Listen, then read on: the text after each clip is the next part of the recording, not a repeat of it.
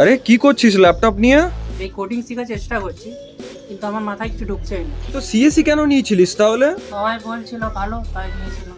So hey WBJ 2025 aspirants, দেখো লাইফে job না পাওয়া, আনএমপ্লয়েড থাকা, এটা একটা অনেক বড় দুঃখের ব্যাপার।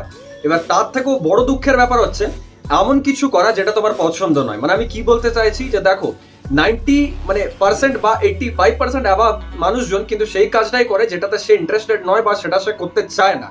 বাধ্য হয়ে ফ্যামিলি চালাতে, নিজেকে লাইক মনিটারি বেনিফিট দিতে, নিজের ইএমআইস চালাতে, নিজের যে শখগুলো আছে সেগুলো পূরণ করার জন্য তারা কিন্তু সেই কাজটা করছে। এটা কিন্তু তুমি তোমার আশেপাশে দেখতে পাবে যে যতই বাইরে ফ্যাসিনেশন দেখাক না কেন, খুব কম সংখ্যক মানুষ আছে যারা কিন্তু নিজের কাজটাকে এনজয় করে বা করছে।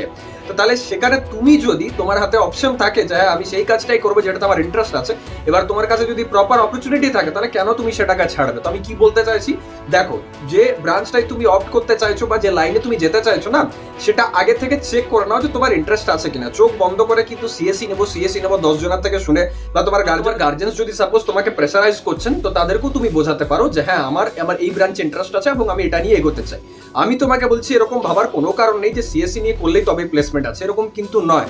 দেখো সিএসসি নিয়ে পড়লেই তবে তুমি এই 1.2 crore যাদবপুরের ছেলেটার মতো প্যাকেজ পাবে, আর সাপোজ মেকানিক্যাল নিয়ে পড়লে তুমি 2 লাখ টাকার প্যাকেজ পাবে, এই যদি থটটা রেখেছো তো এটা প্লেসমেন্ট কিন্তু পুরোটাই ডিপেন্ড করে তোমার হার্ডওয়ার্কের ওপর, তোমার স্কিলসের ওপর, তোমার মাইন্ডসেটের ওপর, তোমার বুদ্ধির ওপর। এখানে ব্রাঞ্চটা কিন্তু সেকেন্ডারি। এবার এটা তুমি যে কোনো সিনিয়রকে চাইলেই আস্ক করতে পারো, তুমি কিন্তু সেম রিকমেন্ডেশন পাবে।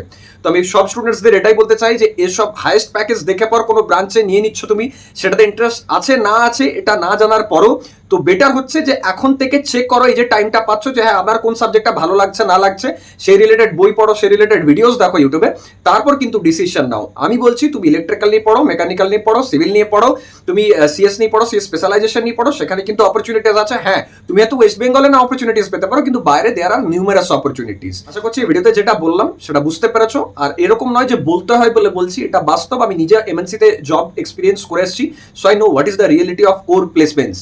So please listen carefully and নিজের ক্যারিয়ারে এরকম ভাবেই এগোতে থাকো।